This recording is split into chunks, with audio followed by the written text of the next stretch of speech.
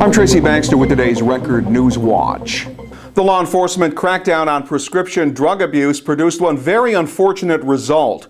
It drove more addicts to cheaper heroin, and those same law enforcement agencies say its use has risen to epidemic levels. Today, the state Senate Task Force on Heroin Addiction continued its search for answers in Monticello. Their latest stop in a series of statewide forums aimed at advancing recommendations and creating some meaningful legislation. Professionals with connections to the addiction field have been telling the task force that better access must be provided to rehabilitation facilities, and funding must be restored to the effective programs that help get heroin addicts into treatment centers instead of prison.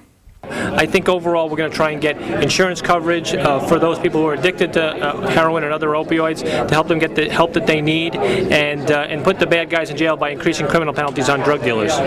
What are some of the things you've been hearing from the experts? The experts have been saying that they cannot get treatment because of the insurance issues. Right now, insurance companies are saying, well, we're going to give you 3 or 4 days in detox and rehab, and no one's getting off of heroin in 3 or 4 days. We all know that, so we're going to have to increase the length of treatment.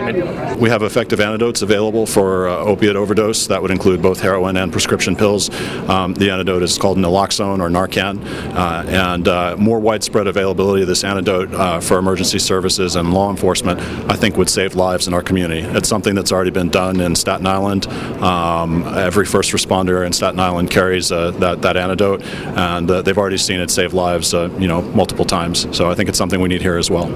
The State Senate Task Force will hold another area forum Thursday, May 15th from 10 to noon at the Newburgh Armory Unity Center. They're expected to have a report ready for possible legislative action by June 1st.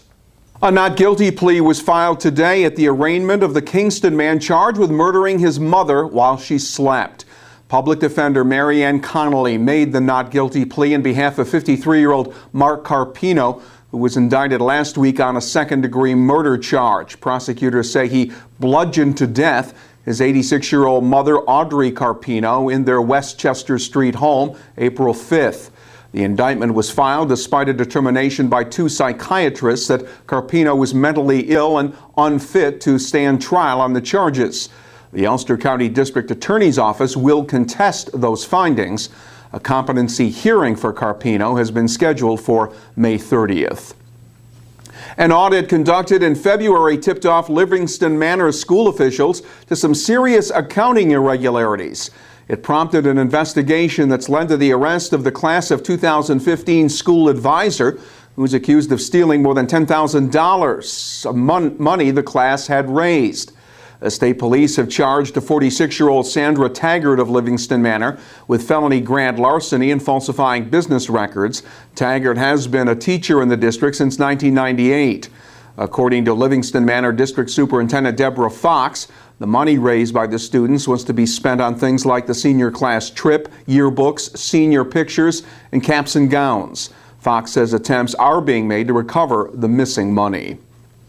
A Newburgh man has been found guilty of felony drug sale and possession charges by an Ulster County jury following a 3-day trial. 36-year-old Leon Smith was arrested last September during the course of an undercover crack cocaine buy-bust operation in Kingston that involved a confidential informant. According to the Ulster County District Attorney Holly Carnwright, Smith's criminal history dates back to 1995 and includes 2 prior stretches in prison for felony sale of drugs. Smith will be sentenced July 17th. Carnwright described Smith as a drug dealer from Newburgh who got out of prison, moved to Kingston, quit his job to get social services to pay his rent, and then sold crack to supplement his income. So where do you think a casino or casinos should be located here in the Catskills and Hudson Valley? That was a question the Times-Herald-Record posed to our readers and viewers. About 1,000 area residents responded to our survey conducted over 5 days earlier this month. We asked which of the region's 12 casino applications they favor. You will be able to see the survey results in the Sunday edition of the Times-Herald-Record and beginning Sunday right here at Record Online. The U.S. Postal Service continues to swim in red ink. Postal officials revealed today that the agency lost $1.9 billion over the first 3 months of this year, and they're once again pleading for Congress to pass reforms to its financial system.